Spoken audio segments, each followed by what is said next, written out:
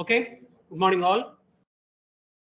So in the last class, we were looking at some proof methods. We looked at one method, that is proof by construction. We looked at the proof of Pythagoras theorem, right? We will look at one more example for proof by construction.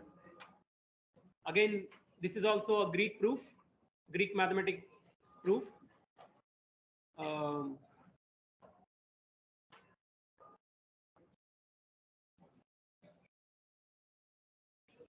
Sum of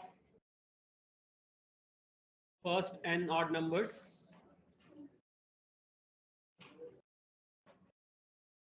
is a square number. Okay, so this is again a visual proof. All right, so suppose we start with one point. All right, now one is anyway one square. Okay, so there's nothing much to do there. Now we want to add 3 to it, so we will add 3 more points around this one point in such a way that we get a square shape. Okay, so 1 2 3. Okay, so this is a square shape, right? So 1 plus 3. Okay, so this is 4, this is 2 square. Now next, when we want to add 5, we will again add 5 points in such a way that we will form a larger square. All right, so 1 2 3 4 and 5. Okay, now we get a larger square.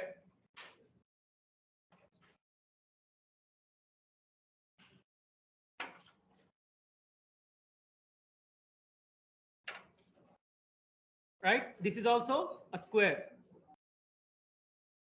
So 1 plus 3 plus 5, this is 9, this is 3 square. And we can keep on adding like this. So if I want to add 7, I will add 7 points in such a way that again I will get a larger square. So every time I add the next number of odd points, I always get a square. I can arrange them in such a way that I always get a square. All right. Now you may ask, okay, I'm getting a square shape, but how does that mean it is a square number? Right. So what is the relation between a shape and a number? You see, for Greeks, numbers are not just simple symbols. Numbers are more than symbols. Okay. In fact, according to Pythagoras and Pythagoras school or Pythagoreans who follow Pythagoras, entire universe is made up of numbers. Everything can be reduced to numbers. All right, and numbers represent lengths, areas, dimensions, many things. So if you look at this, now if you look at these numbers, the square numbers which we are getting 1, then 4, then 9, then 16, 25, and so on, right? So these numbers are called square numbers for them, which means they actually represent squares. They stand for areas. All right, and there are some numbers which they call as triangular numbers. They have some numbers which are what do we say, polygonal numbers. So different numbers stand for different things. And also in one reading, for them, 1 represents a point, that is 0 dimensions. 2 represents a line, right, because a line is made up of 2 points. 3 represents a plane, because a plane is made up of 3 points.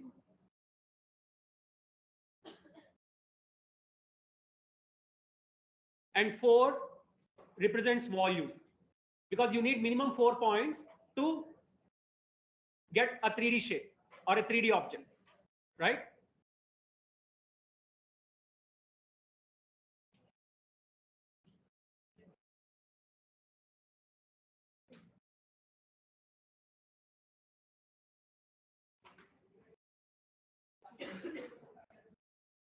Okay. And now when you add up all these four, 1 plus 2 plus 3 plus 4, you get 10. And the number 10 represents universe. Because this universe is made up of these dimensions, 1D plus 2D plus 3D. Okay. So numbers are more than just, what do we say, numeric symbols. Okay, numbers have meanings. A number may represent a dimension, a number may represent a length, a number may represent area, a number may represent volume. So numbers are not just numbers for them. Entire universe can be reduced to numbers. That is their belief. All right.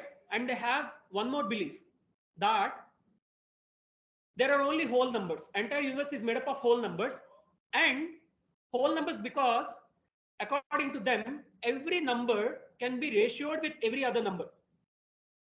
All right. There cannot be any number which cannot be ratioed with any other number. Why? They believe this very strongly because one use case or one real life example which works out very well is that of music. You see, music is all made of scales, and scales are all worked out upon ratios. Okay, so if you take a string instrument like violin or guitar, it is which ratio you divide the string in to get which kind of sound.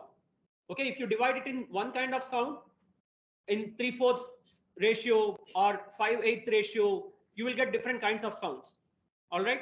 Or similarly, you take percussion instruments like drum, tabla, whatever they are more easier because the sounds are discrete and you just need to see whether the beats fit in the cycle or not. So everything can be explained mathematically, and music fits very neatly into this understanding of mathematics and mathematical ratios. Okay. And they believe that this can be extrapolated to the entire universe. Everything in this universe can be explained in terms of ratios of numbers. All right. So that is the reason why they did not have a concept of irrational numbers. What is a rational number? A rational number is that which can be ratioed with another number. So there is ratio in the meaning of rational. All right. Irrational is that which cannot be put as a ratio. Rational, again, we know, right? Rational number can be represented in the form of p by q. It is a ratio of two integers p and q. Okay. Whereas irrational number, you cannot represent it as some p by q. So they did not have a concept of irrational numbers because they did not understand anything other than mathematical ratios. Okay. So if you take the example of, say, right angle triangle, suppose I take some triangle.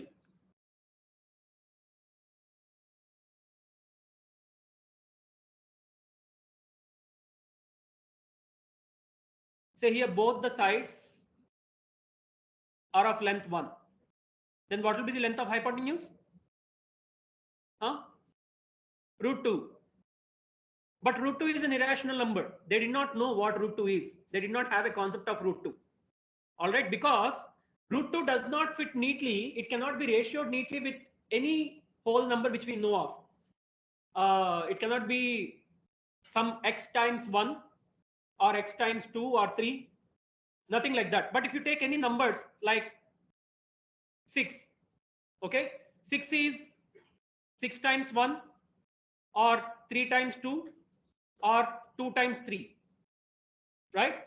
So it is like a multiple of some scale we know of. If I take 1 as my scale, then I can measure 6 by putting the scale, putting 6 such scales next to each other, right? Or if I take 3 as my scale, then I can measure 6 by putting 2 such scales next to each other. If I take 2 as my scale, I can measure 6 by putting 3 such scales next to each other. So 6 can be ratioed with other numbers. All right. Whereas this root 2 cannot be ratioed. If I put two scales of length 1 each, I won't get root 2, I'll get 2. No matter any whole number scale I take, no matter how many times I place that scale next to each other, I won't get root 2. So root 2 is not a multiple of any whole number, right? So what to do? They handled this by an interesting trick. You see, every number actually should represent something, right? So this one, according to them, represents the side, not just some unit. It represents the side. Okay.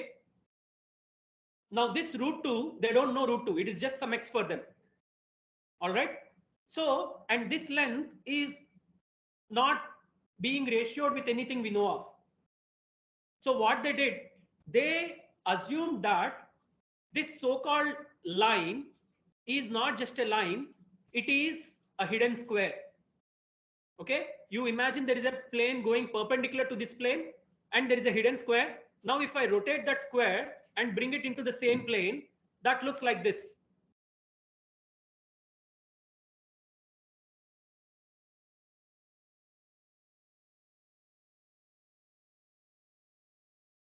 Right? So this hidden square, I don't know what x is. All right, this is x, all these are x. But I know that the area of this square is 2. Why? Because I know that 1 is to x is in the same proportion as x is to 2.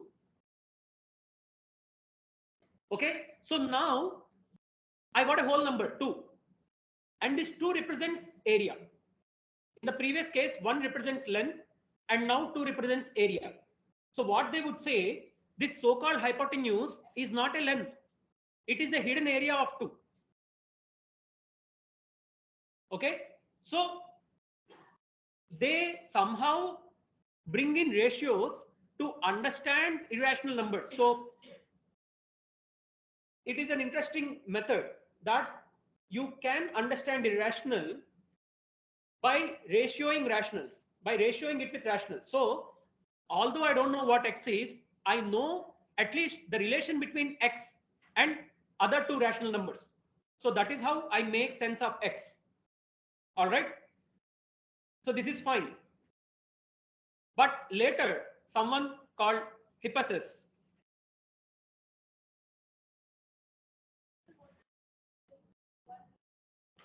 this is in a simpler way, 1 by x is same as x by 2. So x square is 2. I know x square is 2. I don't know root 2, all these things.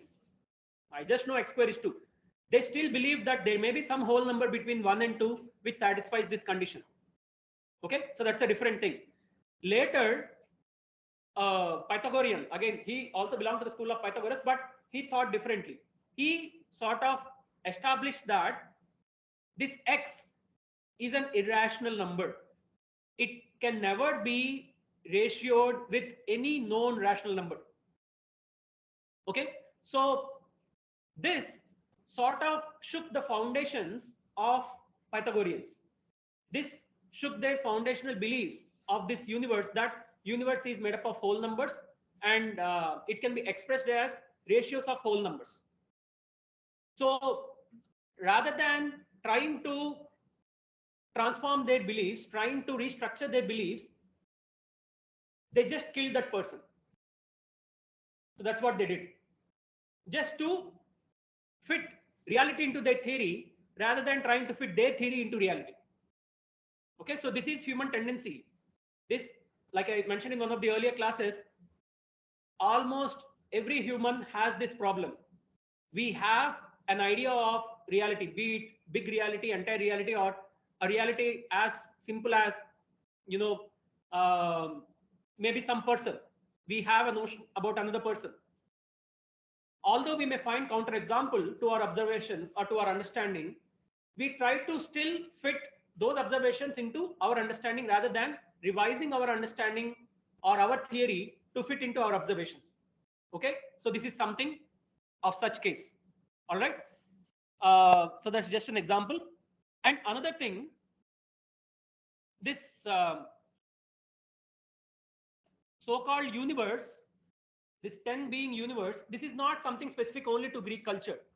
And these things which I am telling you, they're not just accidental. Someone didn't just come about, okay, randomly with this thing. A lot of thought process went into these kind of things, and this was derived. And you will find a lot of similarities with this kind of thought process across cultures. You will find in Indian culture, Egyptian culture, this kind of similarities. Like the idea of 10, like, okay, so what is the name of Ram's father? Ram, Dasharath. So what does Dasharath mean? Yeah, one meaning is 10 chariots. Another meaning is, so 10 chariots means, say, someone who can ride 10 chariots at the same time. Or another meaning is one who is riding a chariot with 10 horses. All right. Now, these names are not just arbitrary. Whatever names you see, those names capture that character in the most perfect way possible. And another reading is that they are not necessarily about any actual humans who existed. They are metaphors. These stories are metaphors or personification of some traits in humans. They are personified into characters and some story is woven around them.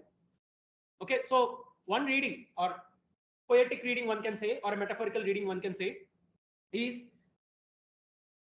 Dashrath means someone who rides a chariot with 10 horses. This chariot is nothing but our body. And these 10 horses are nothing but our 5 sense organs and 5 motor organs. And the person who is riding this chariot or the charioteer is nothing but our mind. Because our mind controls our sense organs. It is called an internal sense organ, right? So this internal sense organ controls our body, our sense organs, our motor organs. And the person who sits in this chariot, there is a driver and then someone who sits in the chariot, right? So that person is called Dasharathi, right? Ram, other name is Dasharathi because he's son of Dasharath. So in this metaphorical reading, our body is the chariot, sense organs and motor organs are the horses, mind is the charioteer or Dasharath, and Ram, who is sitting inside this chariot, is the soul or Atman. Okay? And the name Ram, again, although it's a Sanskrit term, you will find similarities in other languages also. In Egyptian language, Ra means sun, Ma means inside. So Rama actually means internal light. So internal light or consciousness or awareness, self-awareness is the meaning of Ram. So Ram does not necessarily mean a person. It may just mean our universe. So this is a universe. This is an internal universe of our body, our organs, our mind, our self. All these things put together, this universe is sort of captured into some story.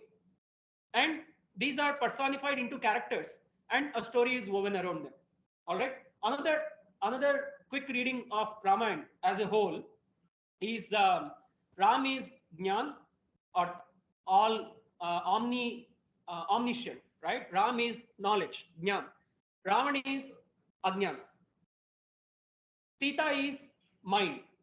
In that reading, it is another reading. Sita is mind. And so when our Ajnana sort of snatches away the mind from us, the Jnana Swarup or the consciousness, it sort of, it shakes that it is unable to live without Manas. All right, it wants to win back Manas. It wants to get back mind under its control. So for that, whose help does it take? It takes the help of Vivek and breathing. You see, I believe many of you know that breathing has a very close connection with mind. Like whenever you are agitated, people say, okay, take deep breaths, control your breath. Indirectly, you'll control your mind, right? So breathing and reasoning, right? One is through breathing, another is through reasoning. Okay, where did I go wrong? What happened wrong? That kind of thing. So with the help of these two, Ram wins back Sita. Who are these two? Lakshman and Hanuman. Lakshman is Vivek Swarup the discriminatory power, what is right, what is wrong. So that is the idea of Lakshman Rekha. What is right, what is wrong. When mind crosses from this side to this side, it is snatched away by Ajnan. Okay? And Hanuman, as you know, he is Vayuputra. It is breath. So by controlling breath and reasoning properly, Ram defeats, or Jnana defeats Ajnan and wins back Sita. So this is one reading. Okay? So, so what I'm trying to say is, these are not just arbitrary things which someone just sat one day and thought, okay, let me write a story and I'll write some story. It's not like that.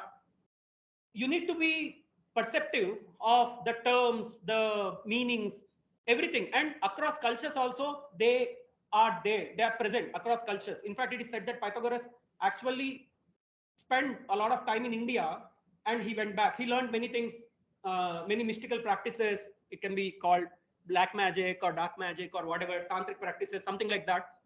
And he went back. So many of their practices, if you see, Pythagoras is not a normal mathematician. He's a cult figure. He had many followers and their beliefs are very weird. You can actually look up online about Pythagoras and Pythagoreans' beliefs. You will find many things. So another thing, the concept of 10 being standing for universe, another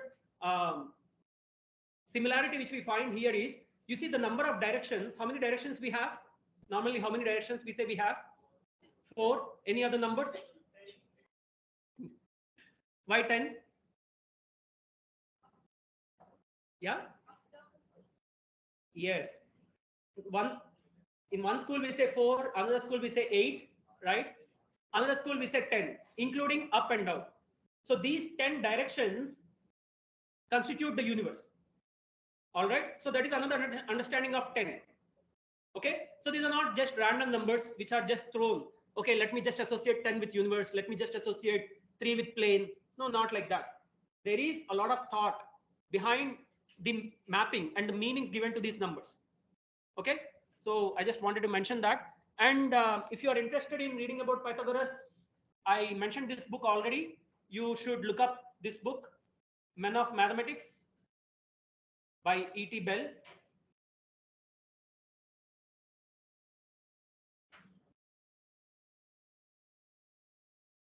So this speaks of the biographies of many mathematicians, including Pythagoras, Newton, Leibniz, Gauss, Hilbert, many mathematicians.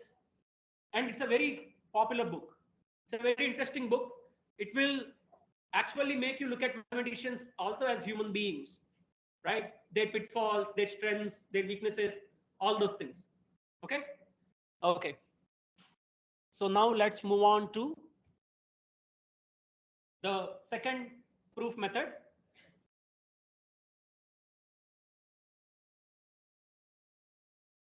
That is proof by induction.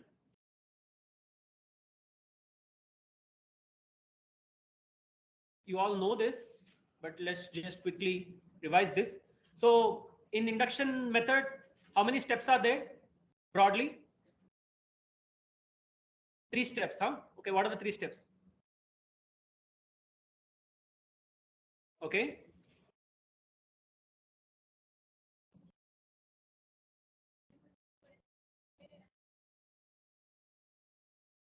Okay. Then third step, 2 steps. Right? Yeah, there are 2 steps. That's it. So the first step is called basis step. So here we actually prove that S of K is true. You see, this K need not be 1 necessarily. It need not be 1 or it need not be 0. It can be any number. All right. But we will take this number as our base number and we will prove that this statement is true for remaining series of numbers. Okay, so K can be any number. It can be 1, it can be 0. In general, the examples, most of the examples we take 1. That's all. But it can be any number. So it's K. But this thing that S of K is true, we need to prove somehow separately. That is not part of its proof. is not part of inductive method. All right. So this needs to be proven separately.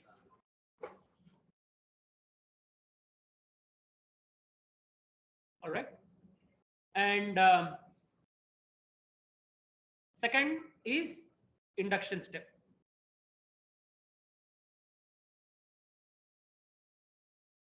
So what do we say in induction step? If S of k is true,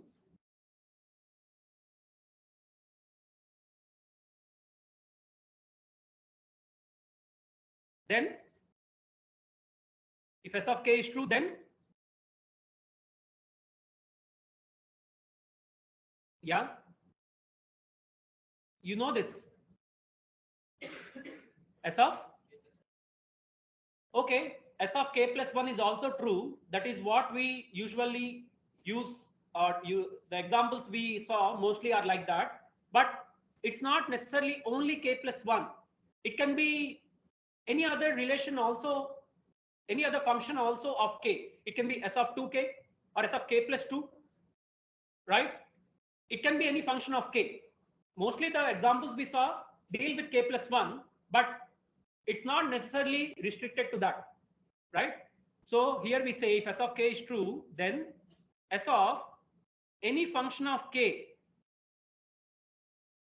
is also true. Normally, we take f of k to be k plus 1. Those are the examples we saw, but it can be k plus 2, or it can be 2k, or it can be k square. It depends on the particular problem we are trying to solve, right? Both of you get out. Yeah, boy and girl, get out. Quickly.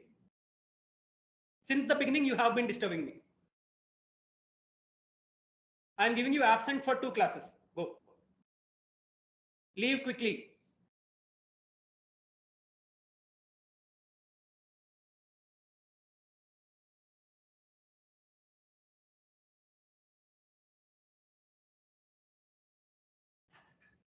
All right.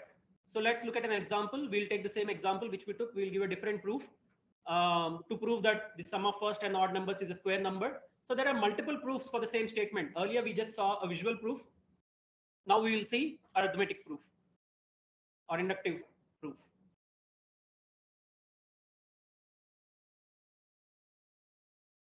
To prove that the sum of first and odd numbers is a square number. Okay.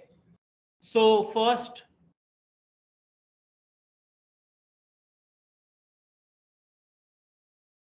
in the basic step, what should we take k as? What should be k? Huh? It's 1, right? Because it is clearly saying first and odd number. So I cannot take any random odd number. I can't start with 3 or 5, etc. Here it's clearly saying first and odd number. So I have to start with 1. All right. So k is 1. Okay. And S of 1 is, sum of 1 is what? 1. Is 1 a square number? Yes, it is 1 square. All right. So here we say, hence S of 1 is true. Now let's try to find the general formula for S of k, right? S of 1 is 1, that's okay. S of 2 will be some number, S of 3 will be some number. But what is S of k? We need to express it in terms of k, right? So we need to find that formula. So for that, let's work out some examples. So S of 2 is sum of first 2 odd numbers, that is 1 plus 3, that is 4, that is 2 square. S of 3 is first 3 odd numbers sum, 1 plus 3 plus 5, that is 9 that is 3 square. Okay. S of 4 is 1 plus 3 plus 5 plus 7, that is 16, that is 4 square. All right. So now if I proceed like this, okay, up to some k. So this series will go on up to 1 plus 3 plus 5 plus up to, what is the last number in terms of k? Exactly, 2k minus 1. Why?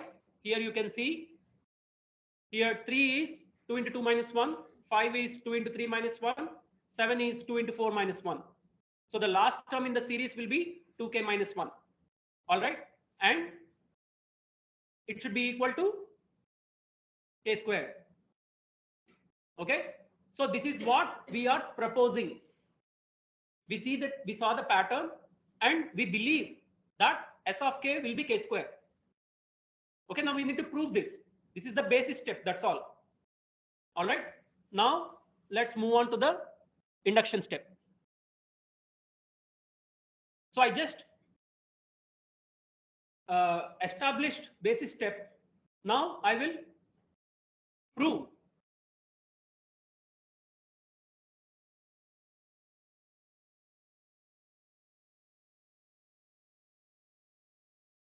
Prove it using induction step. So if S of k equal to k square, then S of k plus 1 should be k plus 1 whole square. Right? I need to prove this. All right. So first let me take S of k plus 1. So if I write the series 1 plus 3 plus 5 and so on, I'll get 2k minus 1 plus, what is the last term? Yeah. So first let me write it in detail. It is 2 into k plus 1 minus 1. All right. Now this,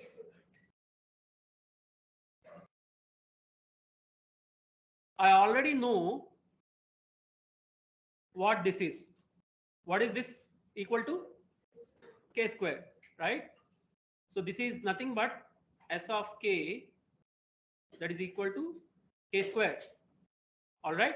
So now this will be equal to k square plus 2k plus 1. What is this? K plus 1 whole square.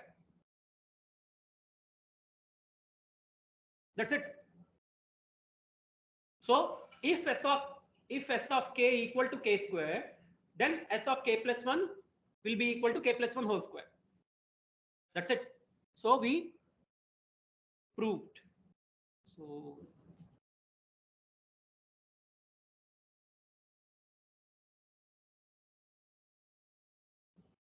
hence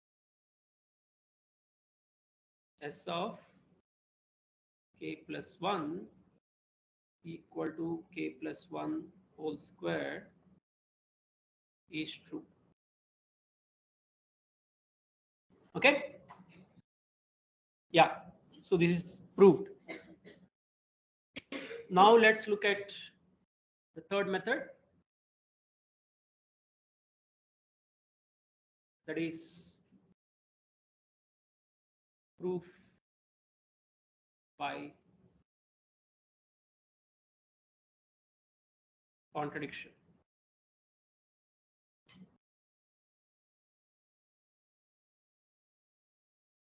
So how does this method work? So let's briefly look at that. So we prove S is true by proving that not S is not true, right? This is what we do. Now, how do we prove that not S is not true? We prove that not S is not true by assuming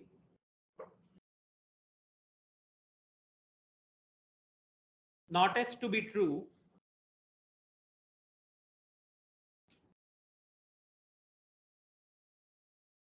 and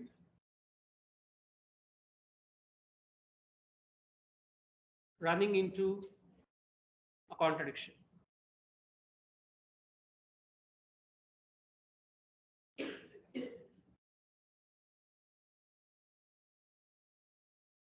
So it looks somewhat like this.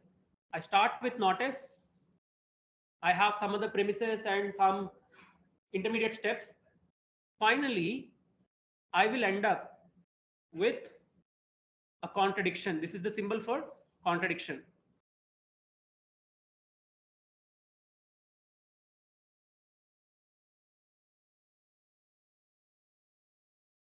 Okay.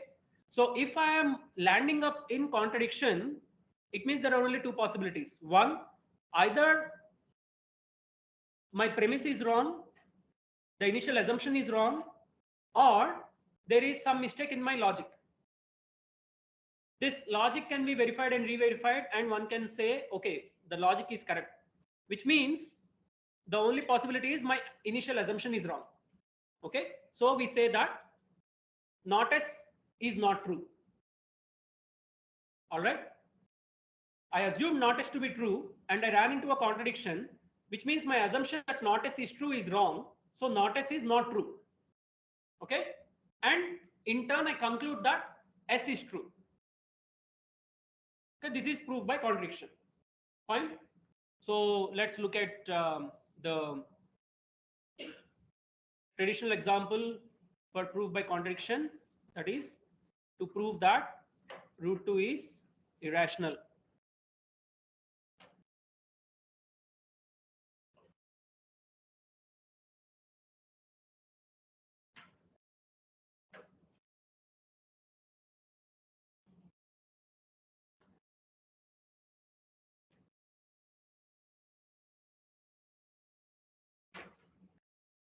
So how do we prove? We assume the opposite. We assume root 2 is rational.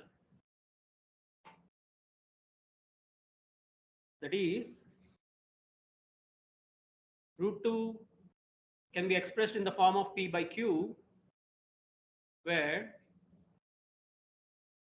PQ are both integers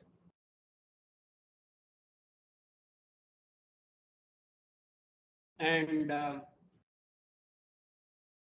Q is not 0 and P and Q are coprimes. That is, they do not have any common factor.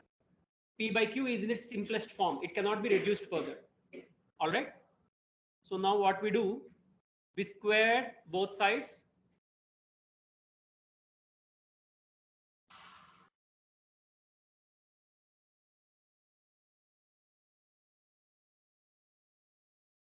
Which means P square is equal to 2Q square, right?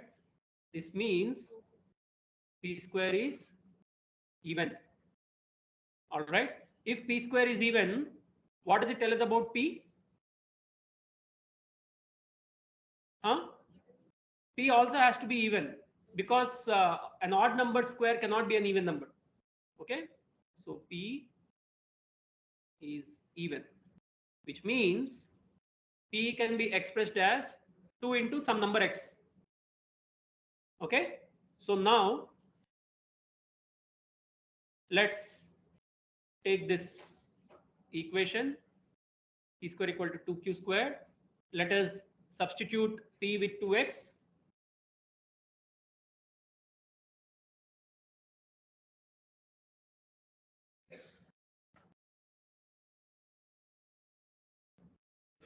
So now what does this mean? Q squared equal to 2x square. Now what does this mean? Q square is even, which means Q is even, which means Q also can be expressed as 2 into some number y, right? So now we saw that P is an even number, Q is an even number, right? This is contradicting our initial assumption that both are co-primes. Both are having 2 as a common factor, which means our initial assumption that root 2 is a rational number is wrong. So root 2 is irrational. Okay. So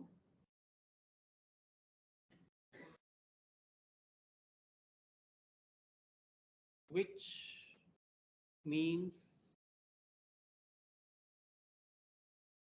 that both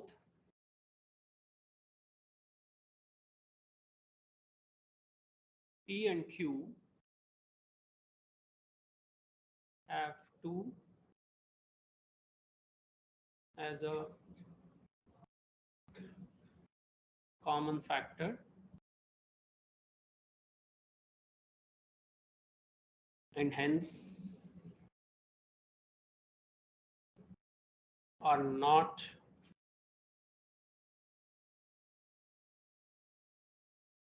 co-primes, contradicting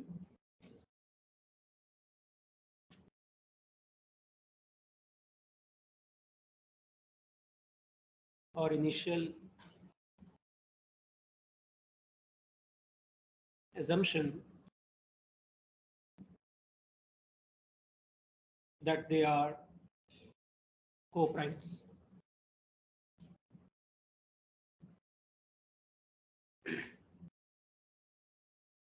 Since we ran into a contradiction,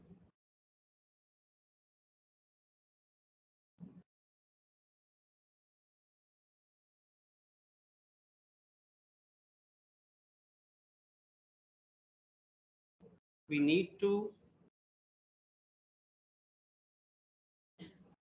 reject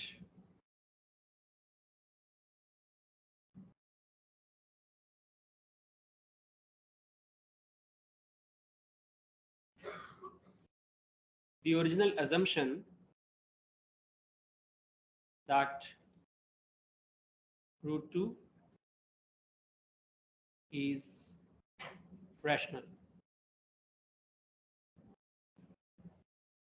Hence, root 2 is irrational. Okay. Now, like I mentioned earlier, if you remember, this entire proof by contradiction method hinges upon one particular law of logic called the law of excluded middle. You see, in the proof so far, even by the end of the proof, all that we established is that root 2 is not rational. All right. Or the fact that, sorry, it's not that root 2 is not rational. Yeah, that's what we established. I'm sorry. Root 2 is rational is false. That's what we established. But the reverse, that root 2 is irrational is true, will hold only if you accept the law of excluded middle. That is, if there are two statements A and not A, one of them has to be true, the other has to be false. There can't be a third statement in between. That is what the law of excluded middle says. Okay. Now, because we proved that root 2 is rational is false, automatically root 2 is irrational is becoming true. But we did not actually prove that root 2 is irrational is true directly. Okay. So this is possible because we are accepting law of excluded middle. But suppose I say both are independent statements. One does not affect the other. Root 2 is rational is false. That's a different case. Root 2 is irrational is true or false. That's a different case. I need to prove this separately to establish this. Its truth or falsity cannot be a byproduct of the truth or falsity of the other statement. Okay? If that is the case, that's what intuitionists say. You cannot accept law of excluded middle because you are proving this statement by contradicting this statement, not by actually proving this statement. Okay? So they accept only proofs by construction, not contradiction. They don't accept this kind of proof. They accept proof by construction. And there is no proof by construction for this. All right? And like I said, law of excluded middle has many other issues because of which, like I gave you example of what happens when you negate a negative statement. Like don't cross the railway line when the train is passing. Suppose if I say that, if I negate this statement, does it mean you should cross the railway line when the train is not passing, whether you have work or not? Or you can cross the railway line when the train is not passing? Or what? The negation of negative statement is what? Right? So many things are there. And like I said, not white is not necessarily black. There can be many shades in between. Right? So it has many philosophical issues, law of excluded middle. So some school of mathematicians don't even accept that. Some school, classical logic accepts that. Intuitionistic logic doesn't accept that. So let's just look at the 3 laws of classical logic just for a quick understanding.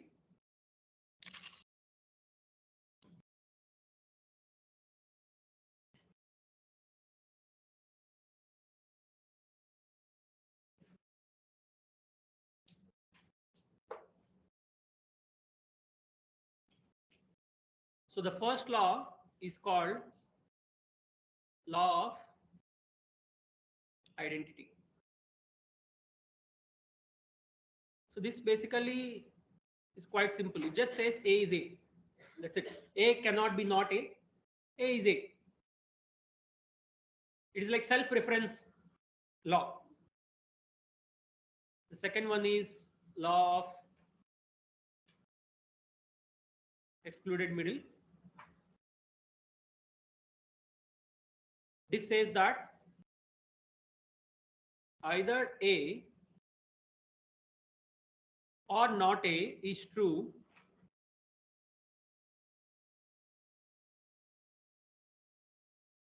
being no third or middle true proposition between them.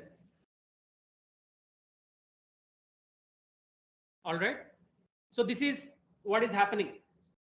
If A is not true, then not A should be true. If A is false, or if A is true, then not A should be false.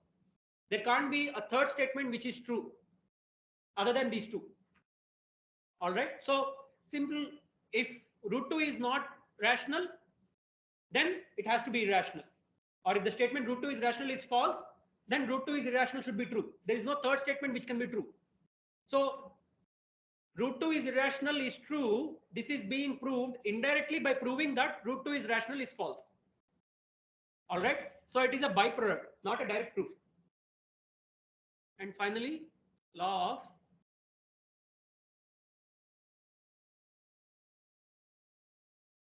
contradiction.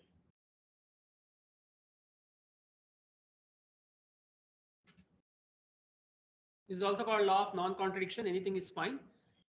A and not A both cannot be true at the same time.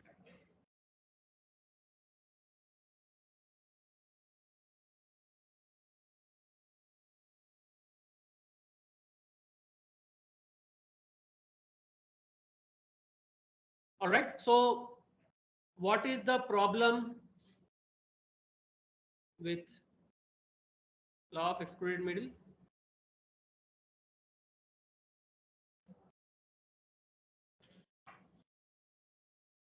you see, these laws, they're not just limited to logic or mathematics or academic domain. They are actually, in some sense, derived from uh, the way humans think, and they in turn affect the way humans think. So because this kind of law is there, we also have an attitude that you are, if you are not with us, then you are against us. There are only two stands. There is no middle stand. There is no middle ground. All right. So this is also a byproduct of subconsciously accepting this law. All right. There are only binary. So you begin to look at the world only in binaries: good, bad, true, false, with me, against me, right? So you can't think of a middle ground. So it becomes a habit to us to think of the world in pure binaries. But the world doesn't behave like that. It is more complex. It is much more complex than for it to fit into either this bin or this bin. All right. So this is another philosophical issue with law of excluded middle. So it is like, yeah, all of you are coming now. Okay. This fellow, hello? Really? Where's your bag? Okay. So you went in the beginning and are coming at the end.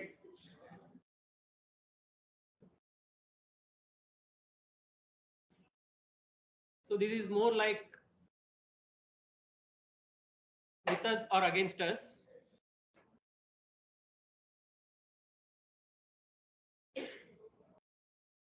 No middle ground is allowed.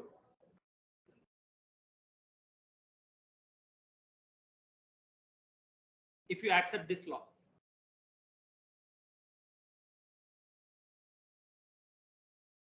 All right. So we are done with chapter 0.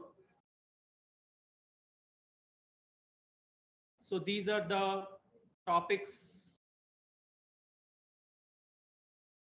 we looked at.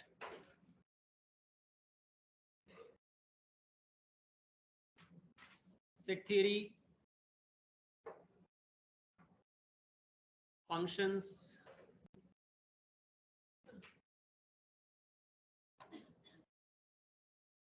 relations, graphs,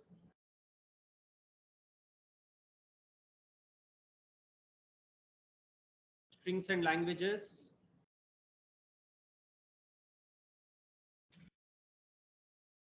Boolean logic,